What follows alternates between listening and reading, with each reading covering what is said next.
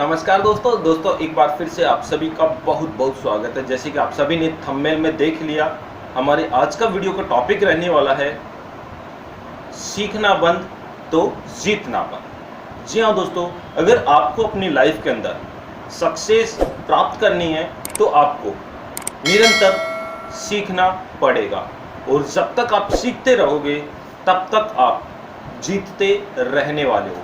यानी कि जिस दिन आपने सीखना बंद किया उस दिन आपका जीतना बंद। साथ ही साथ आज हम आपको इस वीडियो के माध्यम से नेटवर्क मार्केटिंग के बारे में कुछ जानकारी आपको देने वाले हैं कि नेटवर्क मार्केटिंग को अगर आप भी ज्वाइन करते हो तो आप अपने सारे के सारे सपने जो आपने बचपन में देखे थे, जो आप वर्तमान में देख रहे हो और जो आप अपने आने वाले समय के लिए देख रहे हो, वो सारे के सारे सपने आप मात्र और मात्र नेटवर्क मार्केटिंग के माध्यम से पूरे कर सकते हो।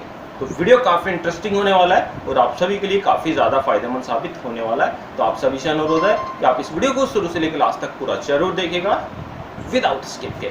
तो चलिए दोस्तों, बिना समय गंवाए शुरू करते हैं हमारा आज का वीडियो। देखिए दोस्तों, हिंदुस्तान के अंदर काफ़ी सारे लोग अलग अलग काम करते हैं और कुछ लोगों के पास रोजगार भी नहीं है, और कुछ लोग ऐसे भी हैं हिंदुस्तान के अंदर जो कुछ भी नहीं करते हैं। लेकिन जो लोग कुछ भी नहीं करते हैं वही लोग कमाल भी करते हैं। यानी कि काफ़ी सारे लोग हिंदुस्तान के अंदर नेटवर्कर हैं जो कि कुछ ज़्यादा नहीं करते, लेकिन कुछ ना करते हुए भी वो काफ़ी बड़ा कमाल कर जाते हैं और काफ़ी ज़्यादा इनकम वो नेटवर्क मार्केटिंग के माध्यम से कमाते चले जा रहे हैं। और अगर आपको भी अपने जीवन के सारे सपने इसी जीवन काल के अंदर पूरे करने हैं तो आपको भी नेटवर्क मार्केटिंग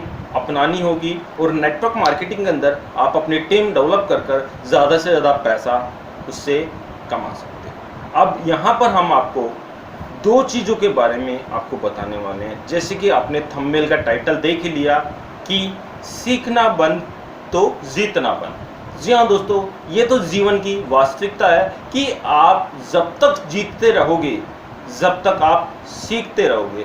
जिस दिन आपने सीखना बंद किया उस दिन आपका जीतना बंद हो गया।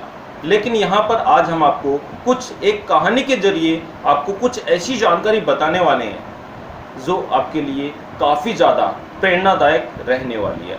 यानी कि आज हम आपको समय और धैर्य के बारे में कुछ ऐसी जानकारी बताने वाले हैं कि अगर आपके पास वो दोनों हीरा और मोती हैं तो आप अपने जीवन के सारे सपने बहुत ही आसानी से पूरे कर सकते हो।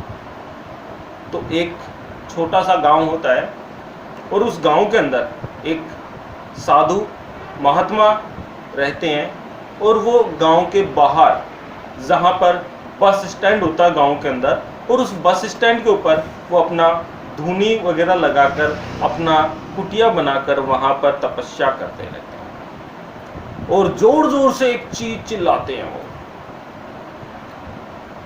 ज़ोर ज़ोर से वो साधु महात्मा एक चीज़ चिल्लाते रहते हैं, जो चाहोगे वो पाओगे।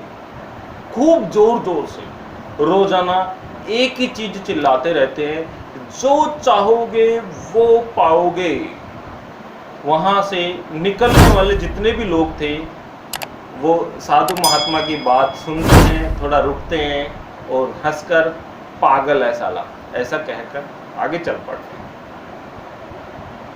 लेकिन साधु महात्मा अपने धूने के ऊपर बैठे बैठे तपस्या करते हुए रोज जोर जोर से यही नारा लगाते, जो चाहोगे वो पाओगे, जो चाहोगे वो पाओगे। और लोग उसको देखकर हंसते, उसको पागल बताते।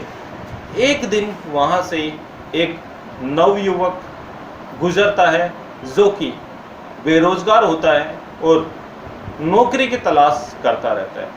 तो जैसे वो उस बस स्टैंड से गुजरता है तो साधु महात्मा की आवाज़ उसके कानों पर पड़ती है और उसको सुनाई देता है बहुत धीमी धीमी आवाज़ में जो चाहोगे सो पाओगे। वो बेरोजगार सुनता है कि यार आवाज़ आ रही है, वो फिर रुककर ध्यान लगाकर सुनता है, तो फिर से वही आवाज़ सुनाई देती है, जो चाहोगे वो पाओगे। तो उसको वो दूर साधु बैठा हुआ दिखाई देता है और वहाँ से ध्वनि उठती रहती है, धुआं उठता रहता है। वो बेरोजगार युवक चलकर साधु महात्मा के पास जाकर बैठता है, साधु महात्मा को प्रणाम करता है और साधु महात्मा को बोलता है, महाराज जो चाहोगे वो पाओगे। आप ऐसा बोल रहे हैं बार बार, क्या ऐसा मुमकिन है जो मैं चाहूँ वो मुझे प्राप्त हो?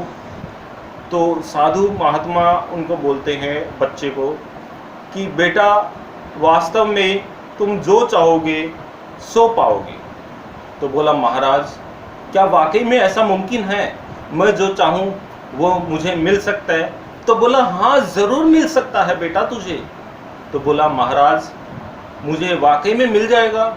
साधु पूछता है कि बेटा तुम क्या चाहते हो? तो वो जो बेरोजगार युवक है वो साधु को बोलता है कि महाराज मैं हीरे मोती का बहुत बड़ा व्यापारी बनना चाहता हूँ, क्या ऐसा मुमकिन है? तो साधु हंसता है और एक चेहरे के ऊपर स्माइल आता है। बोला, क्यों नहीं बेटा, मुमकिन है, और मैं तुझे हीरे और मोती की ऐसे 2 रत्न आज दूंगा, जिससे चाहे तू उतने मोती उतने हीरे बना सकता है, और वो दुनिया के सबसे अनमोल हीरे और मोती मैं तुझे आज देने वाला हूँ, उससे तू चाहे उतने हीरे मोती बना सकता है। तो बोलता है, जी महाराज ज़रूर। तो साधु उसको बोलता है, बेटा अपनी आंख बंद कर। लड़का आंख बंद कर लेता है। बोला, अपने दोनों हाथ आगे कर। दोनों हाथ आगे करता है तो साधु अपनी मुट्ठी बंद करता है और लड़के के हाथ में अपना हाथ रखकर बोलता है, इसको मुट्ठी को तू कसकर बंद कर ले, ये मैंने तेरे हाथ में समय रूपी हीरा रख दिया है और तू इसका इस्तेमाल कर कर जितने चाहे उतने हीरे तू बना सकता है। ये समय रूपी अनमोल हीरा मैंने तेरे हाथ में रख दिया है, तू उसका सदुपयोग कर कर जितने चाहे उतने अनमोल हीरे तू बना सकता है। फिर साधु अपना दूसरा हाथ लेता है और उस लड़के के दूसरे हाथ में बिल्कुल अपना हाथ रखकर बोलता है, कसकर मुट्ठी बंद कर ले। और जैसे वो कस के मुट्ठी बंद करता है तो बोला, ये मैंने धैर्य रूपी मोती तेरे दूसरे हाथ में रखा है, अगर तेरे पास ये धैर्य जब तक रहेगा तब तक ये मान लीजिए तेरे को सफलता प्राप्त होती रहेगी और तेरे को मोती ही मोती प्राप्त होते रहेंगे। तो ये धैर्य रूपी मोती जो कि बहुत बड़ा अनमोल रत्न है, ये मैंने आज तुझे सौंप दिया। एक मैंने तेरे को समय रूपी हीरा दिया है, एक मैंने तेरे को धैर्य रूपी मोती दिया है। इन दोनों से दोनों बहुत अनमोल हैं, तू जब चाहे इनसे उतने मोती उतने हीरे तू बना सकता है और जा, तुझे तू जो चाहेगा वो पाएगा। अब लड़का समझ जाता है कि महाराज ने सही जानकारी दी है कि समय रूपी हीरा उन्होंने मुझे दे दिया और मैं उस समय की कदर करूँगा तो मैं ज़रूर सफल होऊंगा और मुझे काफ़ी हीरे प्राप्त होते चले जाएंगे।